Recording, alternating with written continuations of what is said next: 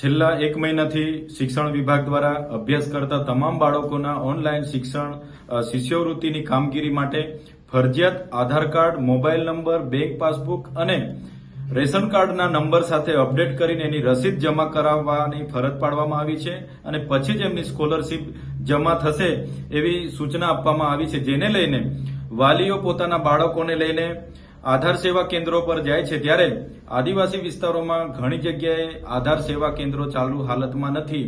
અમારા ડેડિયાપાડા વિસ્તારની જ વાત કરીએ, માત્ર ICDS એક આધાર સેવા કેન્દ્ર ત્યાં ચાલુ છે અને 3 ગ્રામ પંચાયતોમાં ચાલુ છે અને એની સિવાયના મામલતદાર, BSNL, પોસ્ટ ઓફિસ, SBIના આધાર કેન્દ્ર બંધ છે.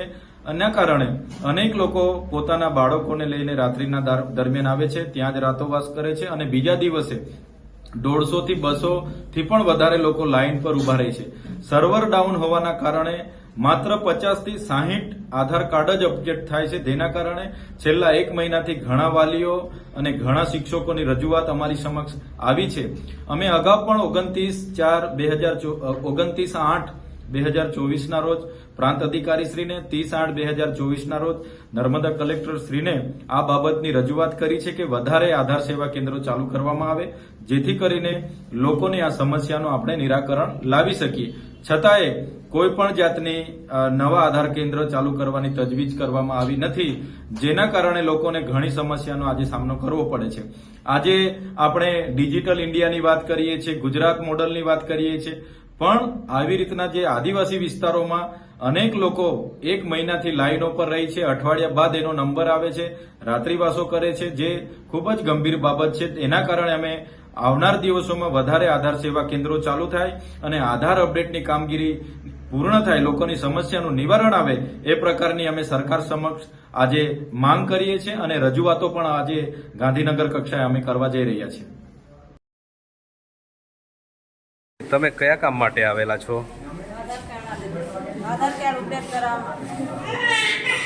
આજે ભીડ આટલી બધી છે, બધાનું આધાર કાર્ડ અપડેટ કરાવવા માટે આવેલા છો.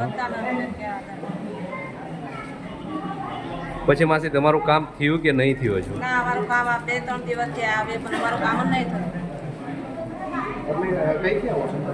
અમે અહીંથી ડેડિયાપાડાથી જ છીએ આપણે, પણ અમે 5 વાગ્યાના જઈને ઉભા રહ્યા તો એ સાહેબ એવું કહે છે કે તમે અહીં લાઈન અહીં લેડીઝો અહીં લેખા દીધા, અહીં પુરુષ લેખાવા, અહીં લેડીઝ લેખા દીધા, અહીં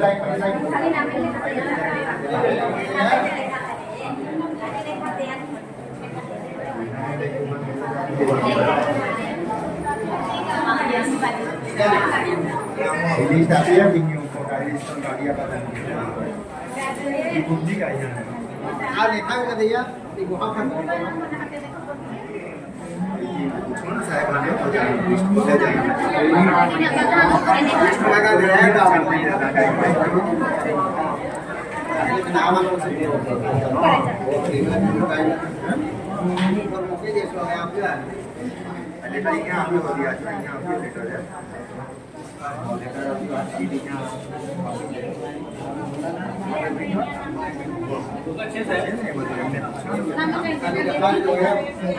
તમે કયા કામ માટે આવેલા છો? આધાર કાર્ડ અપડેટ કરાવવા. આજે ભીડ આટલી બધી છે, બધાનું આધાર કાર્ડ અપડેટ કરાવવા માટે આવેલા છો. પછી માસી તમારું કામ થયું કે નહીં થયું હજુ? ના, અમારું કામ આ 2-3 દિવસથી આવે પણ અમારું કામ જ નહીં થયું. અમે અહીંથી ડેડિયાપાડાથી જ છીએ આપણે, પણ અમે 5 વાગ્યાના જઈને ઉભા રહ્યા તો એ સાહેબ એવું કહે છે કે તમે અહીં લાઈન